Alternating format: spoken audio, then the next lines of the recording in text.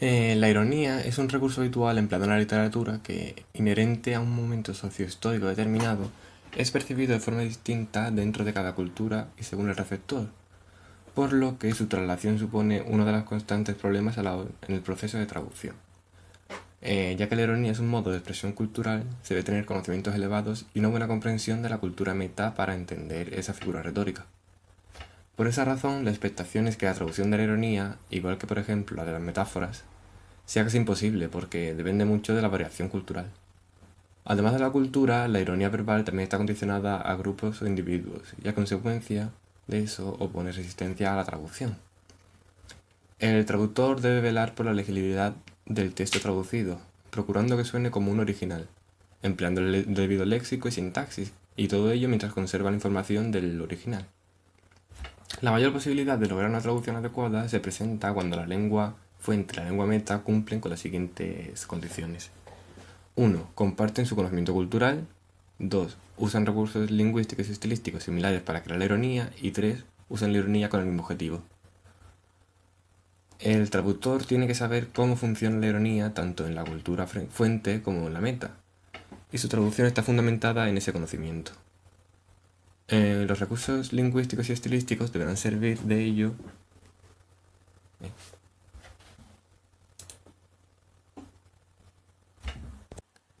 Los recursos lingüísticos y estilísticos deberán servir de ello para suplir la brecha cultural entre el público origen y el público meta, aprovechando nuestro conocimiento de ambas, de las connotaciones socioculturales que puede tener cierta clase de humor y trascendiendo a ser una parte intrínseca de la sociedad y no pudiendo explicarse plenamente en la misma sin tener en cuenta al primero. El ejemplo quizá más obvio y claro de ello lo encontramos en el archiconocido sentido del humor británico, que sería básicamente mediante un estilo a menudo desconcertante. No sabemos si es una broma o lo dice totalmente en serio. Un buen uso de la autocrítica y un sarcasmo sutil, con el que no se toman demasiado en serio, siendo un recurso usual resaltar nuestros propios fallos mediante situaciones incómodas o nuestra torpeza. Así parecemos más accesibles y cercanos y conseguimos que el destinatario empatice. Según el autor McCollum, hay tres elementos claves en el humor: la intención del personaje, la técnica que emplea y el efecto que su acción humorística tiene en la obra en cuestión. Por lo que simplemente trasladar el chiste en cuestión sería deficiente, tendríamos que cuidar la forma en que se hace. Aquí radica el principal problema con el citado ejemplo del humor británico, que es estructural, parte de la cultura local. No depende tanto si el chiste en sí puede hacer mucha gracia.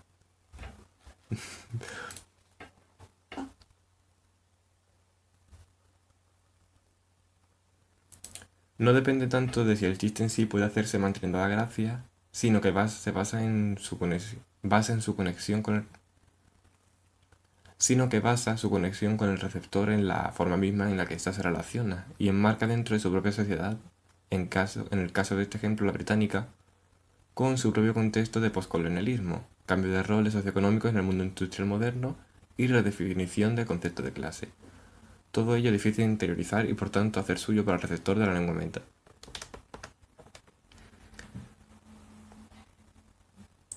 Voy a hablar ahora de problemas de la traducción. Ya sea trabajando en la traducción de documentos técnicos, en las traducciones jurídicas, en las traducciones jurídicas o en la traducción literaria, el traductor se enfrenta a varios tipos de problemas entre los que se encuentran estos. 1. Los problemas léxico-semánticos. Los problemas léxico-semánticos son aquellos que pueden resolverse consultando diccionarios, glosarios, bancos terminológicos y expertos. Estos problemas abarcan alternancias terminológicas, neologismos, lagunas semánticas, sinonimia, antonimia, contigüidad semántica o redes léxicas. 2. Los problemas gramaticales. Estos corresponden, por ejemplo, a las cuestiones de temporalidad, aspectualidad. Es decir, el aspecto es lo que indica cómo se representa el proceso o el estado expresado por el verbo desde el punto de vista de su desarrollo por exposición al tiempo. Pronombres, explicitación o no del pronombre sujeto, entre otros. Esto se debe a que la principal diferencia entre las lenguas es su gramática, que nunca es igual, y por lo tanto nos lleva a tener problemas de equivalencias a la hora de traducir. El siguiente problema son los problemas sintácticos, que pueden provenir de paralelismos sintácticos, de la voz pasiva, de la focalización, o incluso de las figuras retóricas de construcción, tales como el hiperbatón, es decir, la inversión del orden natural de un discurso, y la anáfora, la repetición de una misma palabra o segmento al principio de una frase o oración. El cuarto problema son los problemas retóricos, que están relacionados con la identificación y recreación de figuras de pensamiento, es decir, la comparación, la metáfora, la metonimia, el sinécdoque, el oxímoron, la paradoja, etc. Esto es un gran problema a la hora de traducir, ya que en la mayoría de los casos la opción de traducir literalmente de una lengua a otra no es viable. Por lo tanto, la única solución sería buscar figuras retóricas equivalentes en la lengua a la que queremos traducir el texto origen.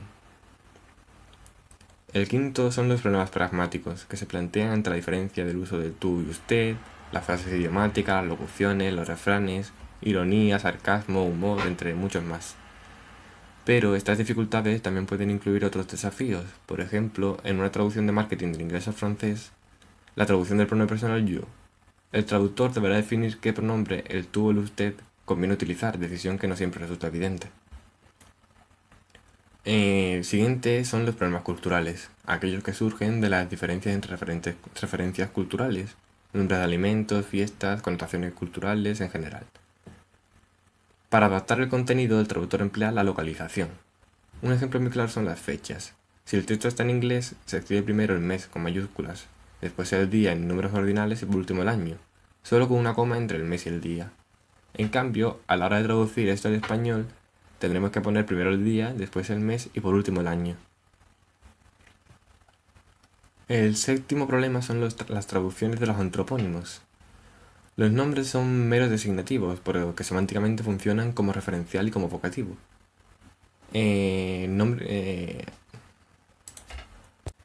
Aquí tienen especial importancia los nombres bíblicos y los nombres con significado. Con el tiempo, en algunas culturas pasan a ser comunes, debido a su uso como en los refranes o las frases hechas.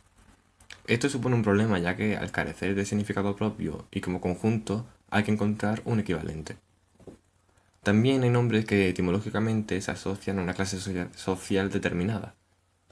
Pese a no tener sentido, pueden tener connotaciones. Durante muchos siglos se ha intentado traducir o adaptar la fonética particular de cada lengua a los nombres propios de la cultura occidental. Por eso, muchos nombres de la antigüedad son diferentes y casi irreconocibles en diferentes lenguas. Lo habitual era utilizar un equivalente, y si no era posible, adaptar la terminación. Actualmente prevalece la opción de conservar los nombres sin variación. John Lyons dice: la traducción de nombres personales es más compleja, ya que de existir un equivalente en la lengua meta, no siempre es adecuado utilizarlo. A un inglés llamado James no se le dirigirán en francés como Jacques, sino James, pues el carácter británico de su nombre forma parte de él. Sin embargo, ha habido etapas donde se han traducido los nombres de pila, sobre todo en el doblaje de las películas. Pero a su vez no se traducen todos, lo que hace que pierda un poco de credibilidad. Aún así, aún se puede ver esa práctica en Hispanoamérica, por ejemplo. Actualmente, en las lenguas eslavas, prevalece la adaptación gramatical y fonética de los nombres propios.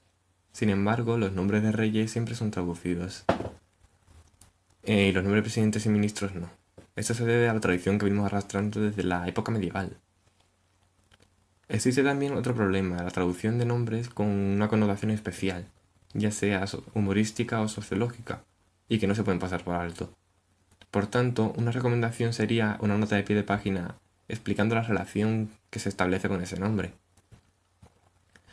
Entonces, si se traducen estos nombres, se perdería su significado en el contexto. También el problema con nombres históricos que han trascendido y han formado parte de una cultura, como existe en inglés el avaro anciano de Cuento de Navidad de Charles Dickens, Scrooge, que ha pasado a ser un adjetivo.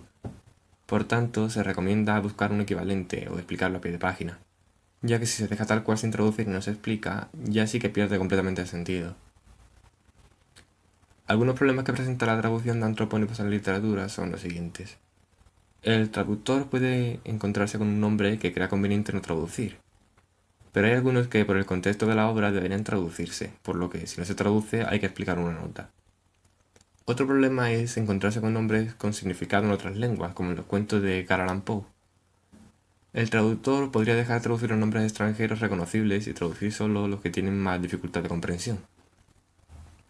Los juegos de palabras son muy difíciles de traducir y mantener el significado, así que el traductor está obligado a buscar igualar el juego de palabras aunque resulte menos ingenioso, porque si no, no hay manera de entenderlo.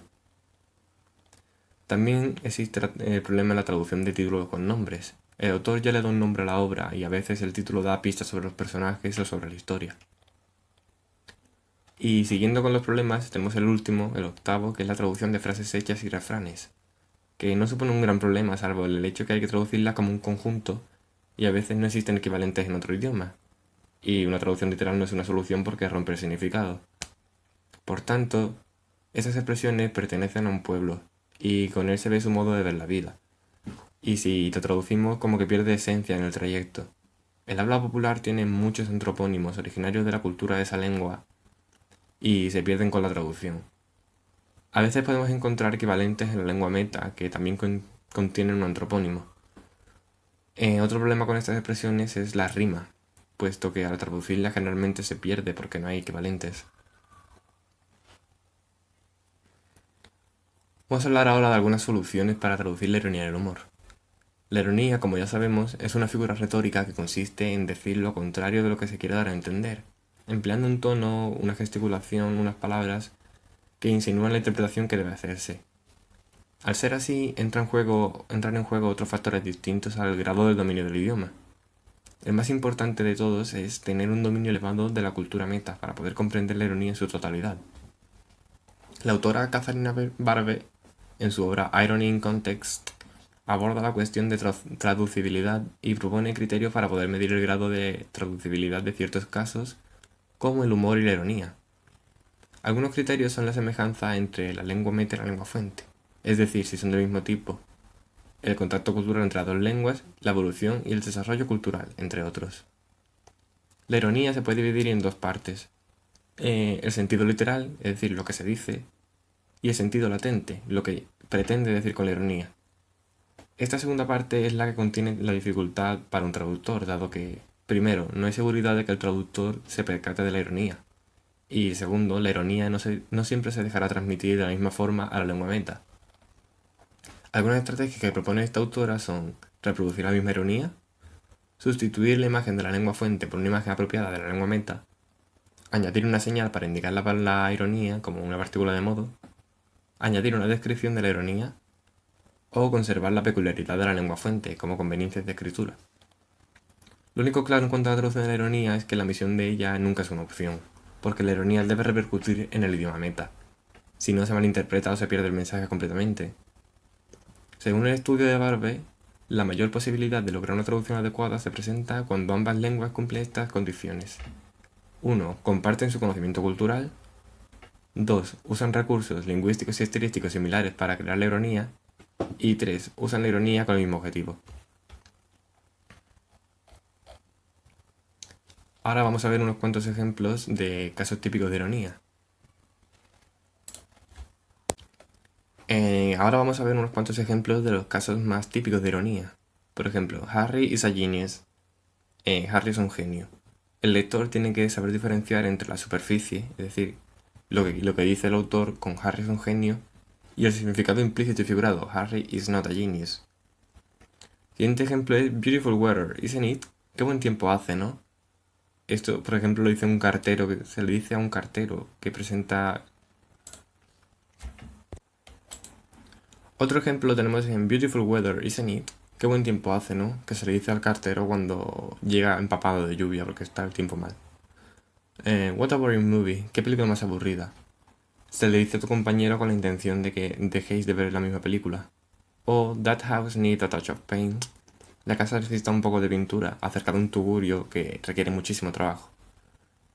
En términos más específicos, una relación de diferencia se da cuando el significado de la oración contiene una referencia opuesta, negativa o contradictoria, con lo que de verdad se quiere comunicar con el significado implícito. En el caso de Harry Genius, citado anteriormente, lo ejemplifica. Desde que el significado pretendido es que él no es un genio, es lo opuesto a uno. Por otro lado, la relación de literalidad es más difícil de detectar, puesto que la inconsistencia no se identifica en un punto específico de la oración, sino a nivel de significado implícito. Para el caso de la literalidad, el significado de la oración y el del hablante parecen ser el mismo, pero la verdad se expresa en formas que se alejan de lo habitual, de lo literal. pero la verdad se expresa en formas que se alejan de lo literal. Barbe lo ejemplifica con el siguiente caso. Ruth, how was your blind date? ¿Qué tal fue la cita a ciegas? Y responde, he had nice shoes. He had nice shoes. Bueno, llevaba unos zapatos bonitos. En el que Sandra no quiere comunicar que él llevaba unos zapatos, sino dar a entender que su cita no estuvo bien, omitiendo cierta información. A continuación vamos a ver otros ejemplos de la traducción de la ironía y el humor. The emphasis was helped by the speaker's hair, which bristled on the skirts of his bald head, a plantation of furs to keep the wine from his shiny surface, all covered with knobs, like the crust of a plum pie, as if the head had scarcely warehouse room for the hard facts stored inside.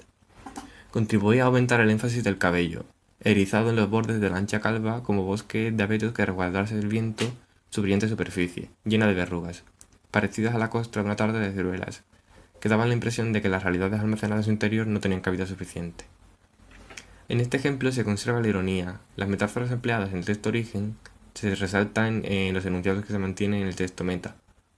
Al comparar la cabeza de Gradgrin con una tarta de ciruelas en la que el relleno no tenía cabida suficiente, se conserva la opinión sobre la excesiva influencia de los principios de Gradgrin, los cuales son el objeto de crítica del narrador durante toda la obra.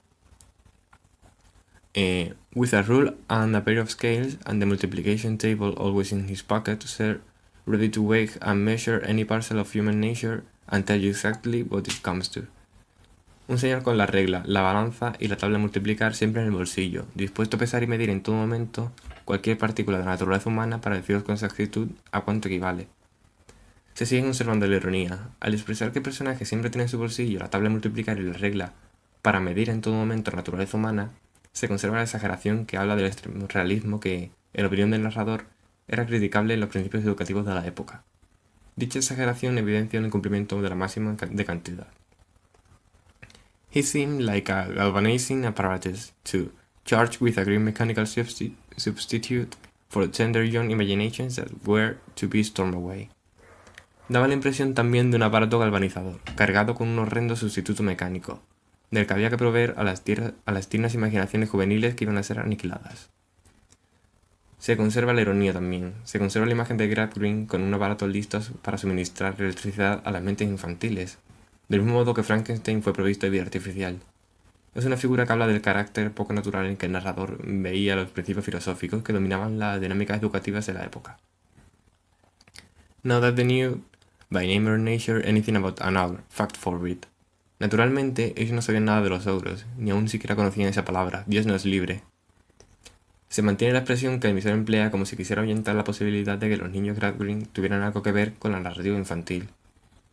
Hay una contradicción al hacer un uso de la expresión que el narrador, si estuviera haciendo implícitas sus intenciones, no utilizaría.